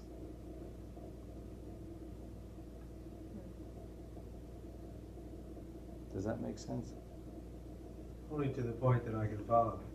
Well, because yeah, there's I, and when I become myself, does that mean that nobody else but me exists? Because I was everything all along. The final thing you'll see is there never was anything but I all alone. And I chopped me up into an unlimited number of characters. Why? I imagined that they were. Why? There is no answer to that, really. And what I should say to you is, go there and see. Why did you create those characters in your dream last night? Set up relationships, and if it was a nightmare, almost get killed. Why did you have that last night in your dream? Well, not because I chose to. Based on thought. Who did it? It was your dream. Did I make you dream your dream? It was your dream. But why did you do that? There really is no answer to it. You know, there's something interesting thing though. Now, if you examine the word why, it's a very interesting and very enlightening word. The word why says this. You ask me why. You ask me to explain what I know in terms of what you know. Right? And that's impossible. To explain this higher knowledge in terms of lower understanding. This higher knowledge, we have to move up to it. It can never come down to us. We move up to it and we see it. And then we know, and we know we know. So the question why is really a meaningless question and can't be really answered. In the dream illusion, in the apparency, yes, you can answer why. But in the field that we're in, it's a meaningless word. It's saying, explain to me in terms that I can understand what this higher understanding is that you're talking about. And it's impossible. So the only thing you can do is go there, see it for yourself, and then you'll know. But this world is nothing but a dream. It's exactly as real as our night dreams are real. After we awaken from this dream, as long as we stay asleep in it as we are, it seems real. Why don't we, who are all infinite beings, who have all the power there is in the universe behind us, know that we are that way?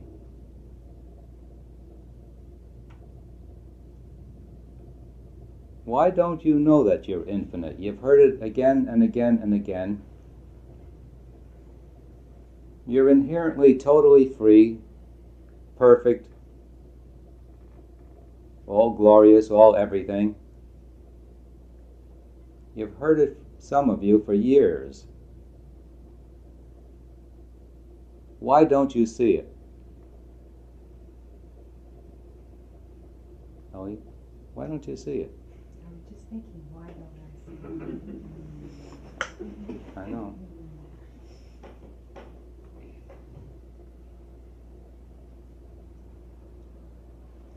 Isn't it ridiculous? Isn't it stupid?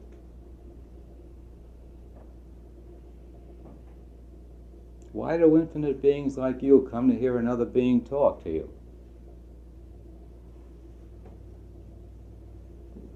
Because in the first place, you do not believe that you are. You will not accept that you are. You think, yes, it sounds nice, but. There's always a but going on.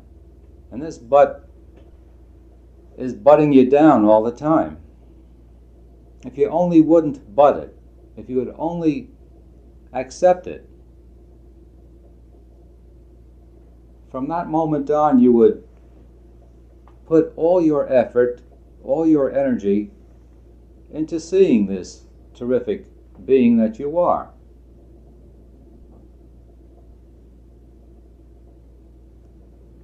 I say you don't want it. You tell me you do.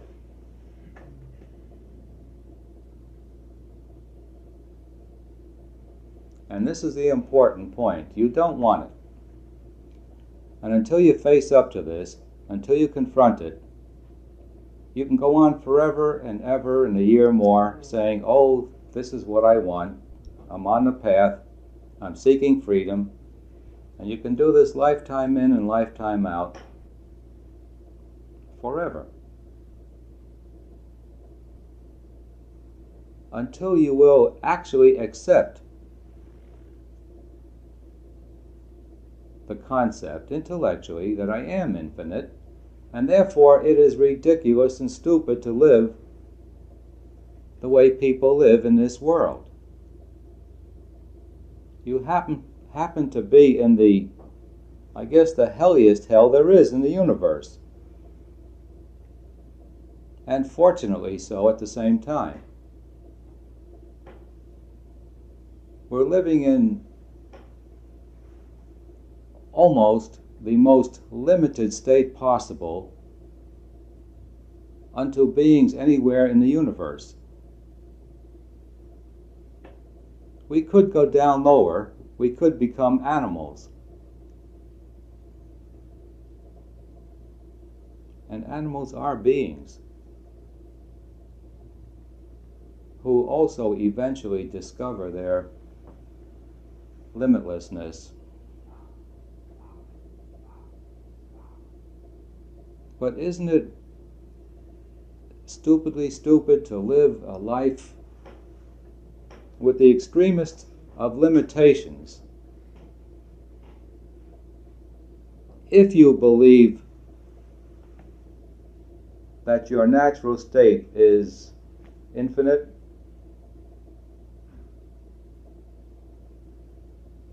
This is why I say you don't really believe that there are no bounds on you. And you prefer to be an extremely limited physical body,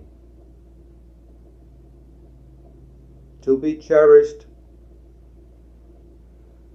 to be, well, I don't want to get you women angry with me, but I was going to tell you what you do. You know what you do all the time. And the men are not far behind you. They're very vain. We put on nice clothes, we dress ourselves, we scrub the body, and we paint it in the morning, and men do these things too, and we clip the lesser life part of it, and then we take it off to work. Why? So you can maintain that extremely limited state of needing food and clothing in order to survive.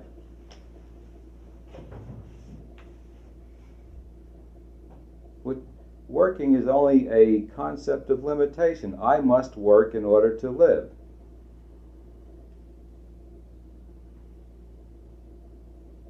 If we had the conviction that I must sleep 8 hours a day in order to live and survive, that's the way it would be. You would just sleep and everything would come your way. Because whether you like it or not, you're unlimited beings. Whatever the mind holds becomes so. The mind is only a creator. The only creator in the universe is you. You think, things happen.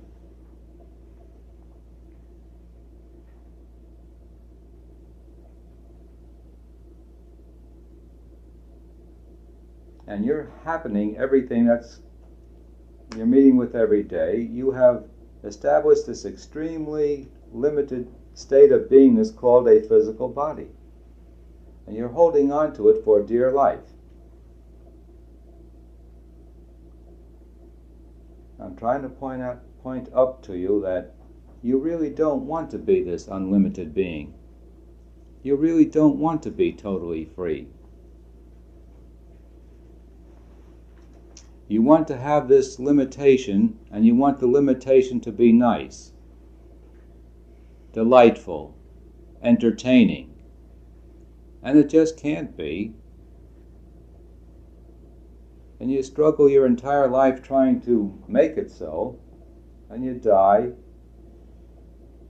and then you have a vacation on the other side where you're far better able to think and immediately have things happen. And then you come back into a physical body, and you keep working through this physical body until you're able to free yourself from the physical body while you're in the physical body. You can never get free of it anywhere else but from within it. So the thing to do is to recognize how much you don't want this state of freedom. It's the first thing you must do. You've got to confront it. Because if you really wanted it, it would take you weeks, maybe months, to become totally free. To become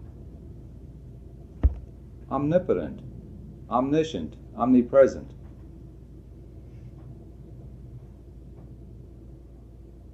So I've answered the question. The reason why you don't get it is that you don't want it.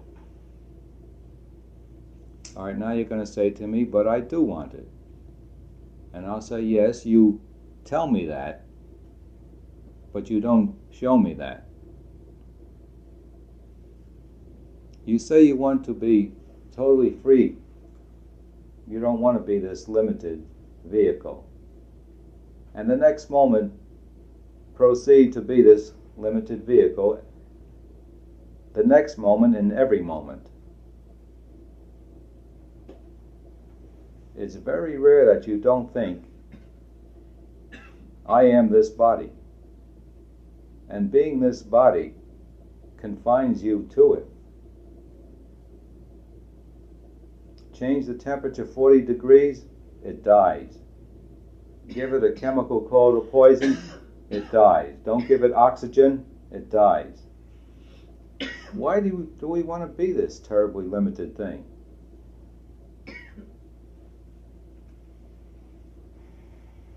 You've got to confront these things before you'll ever let go of it.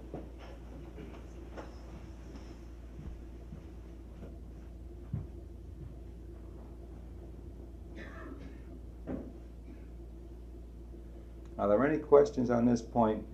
I think it's a very powerful point. If you will get to see what I'm presenting to you, it'll only be a matter of weeks or months before you can and will be what you really are, totally free, limitless. Isn't it fear? Fear of the unknown that holds us?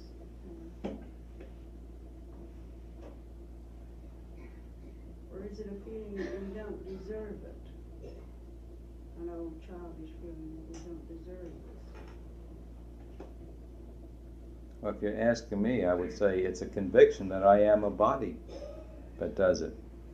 And therefore, if I am a body, anything can hurt it. Therefore, I'm very fearful. Somebody might hit me with a car, or I might eat the wrong food, or a little cool breeze might come on me and do away with me. And it's a conviction that you're the body that makes you fearful. Now, beingness has no form, no action. It's a static. It's changeless. And yet this is the thing you're holding on to when you say survival. It's the I continuing. That beingness is the infinity. But when it tries to be a limited vehicle and keeps its attention on the limited vehicle, it thinks it's that limited vehicle all the time. And this is what we're doing. We're looking at this body every moment, saying that this body is I. It's very simple. And what I'm suggesting is, let it go and concentrate on discovering yourself. If you would put your attention only on yourself, you would very quickly discover it. Weeks, months, that's all. Anyone can do it.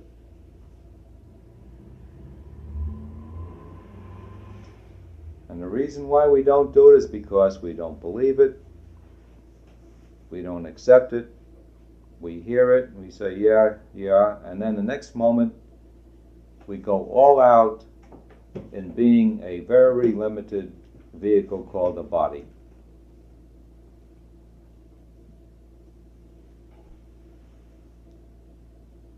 To help you not fear so much, I can tell you, you don't lose the body after realization. Christ had a body. Jesus walked around. He had full realization. In fact, he had it before he was born. When you get realization, you don't lose the body. You lose your concepts of limitation of being only a body. In place of it, you first see that you are everybody. Then you see that you are everything, then every atom. And then in the ultimate, you see that you are all beingness. And that all energy and matter was an illusion. A fiction that you created and set up.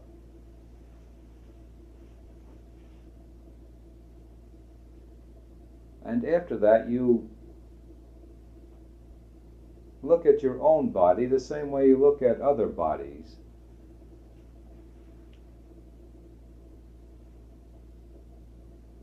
Objectively. And the body can never again disturb you. It can never again disturb the deep, wonderful, profound peace that you are. So you don't disappear upon realizing who and what you are. You don't lose a body. First you gain every other body in the universe.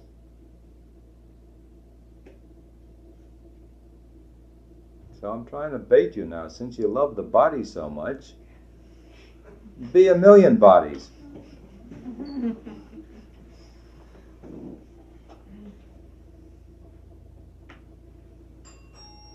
And when you are 1,000,000 bodies, you're close to seeing your ultimate state of pure beingness.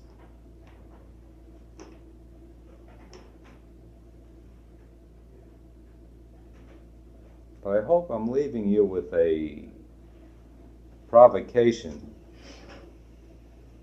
I'm trying to provoke you into looking at yourself and recognizing that you really don't want this infinite being that you are. That you really want to play as though you're a limited body. And therefore, you're not quickly discovering who and what you are.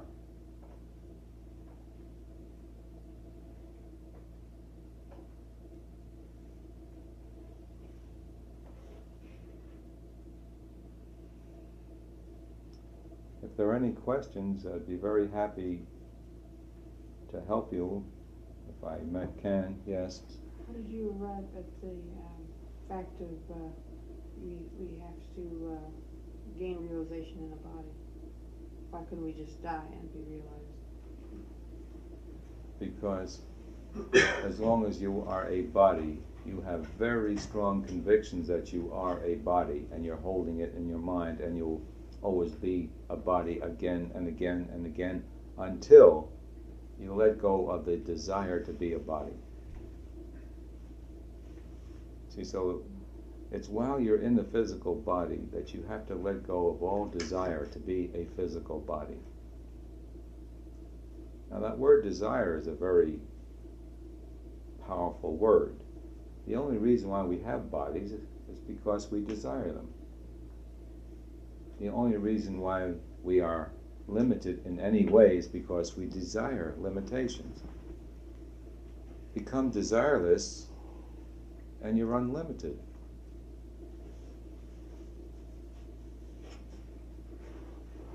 Is it all that we can conceive, maybe? Is it all that we can conceive? Like we conceive we have to have a body because we always had one or something? So it goes on and on. It's a matter of choice. Whether you face it or not, you've chosen to be a body. If you will dig within you, you will discover this.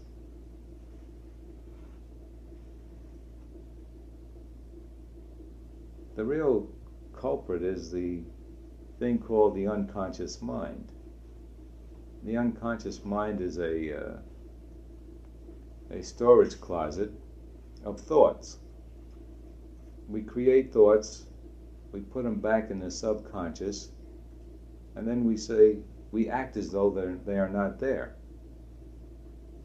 Every subconscious thought is just as active as any conscious thought is. But we have created this mechanism of subconscious thinking. And the subconscious thoughts are only the conscious thoughts that we're not looking at this moment. And right now there's millions of thoughts going on in your mind. You bring to consciousness a few of them at a time. But all those millions back there are active. And this is the greatest difficulty. It was a very handy mechanism in the beginning. It was an automatic pilot. When we became more and more involved with thoughts, we put them on automatic and stopped looking at them. And we are now running on automatic, called the subconscious mind.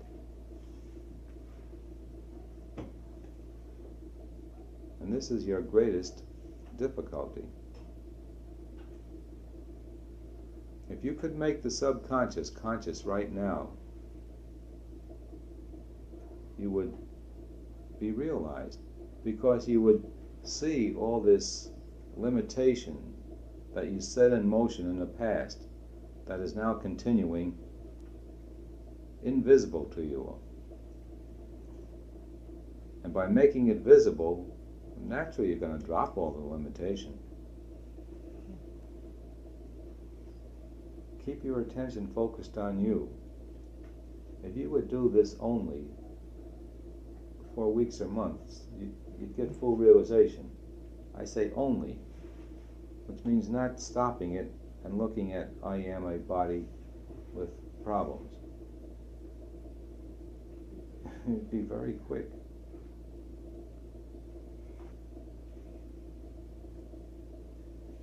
Are there degrees of self-realization? No. There are degrees of letting go of self-imposed limitations. I'm not sure that that's different. In other words, if one were not self-realized, because he was holding on to the self-imposed limitations, and does he become self-realized by letting go of them? You see, you're self-realized here and now. Holding on to concepts of I am not realized. So there is no growth into the unlimited state. That is, there's an apparent growth of letting go of the self-imposed limitations. What would you call that? Letting go of self-imposed limitations.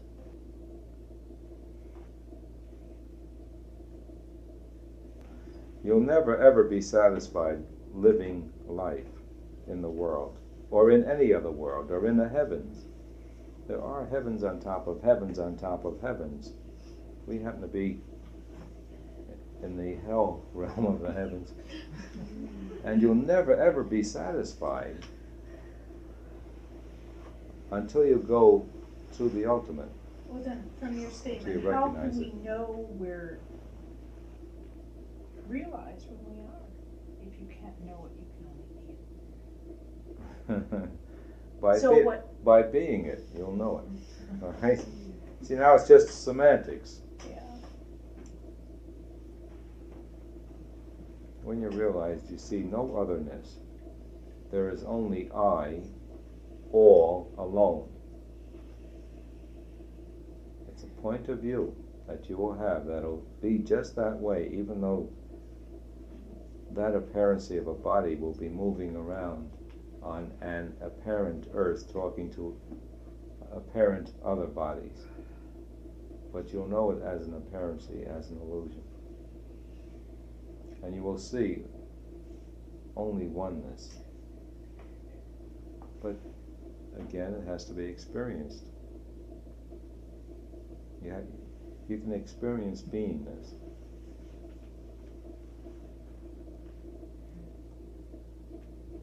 But doesn't it get boring after a while? No.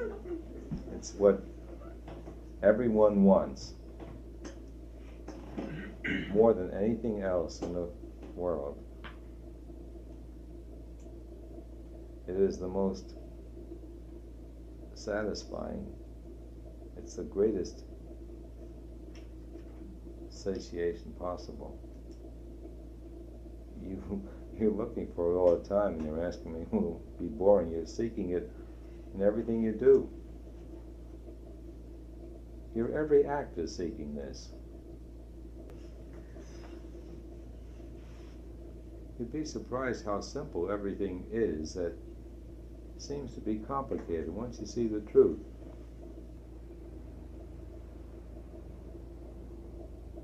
If we wanted the ultimate truth as much as we want to be a body, we would have it in a matter of days. That's how simple it is.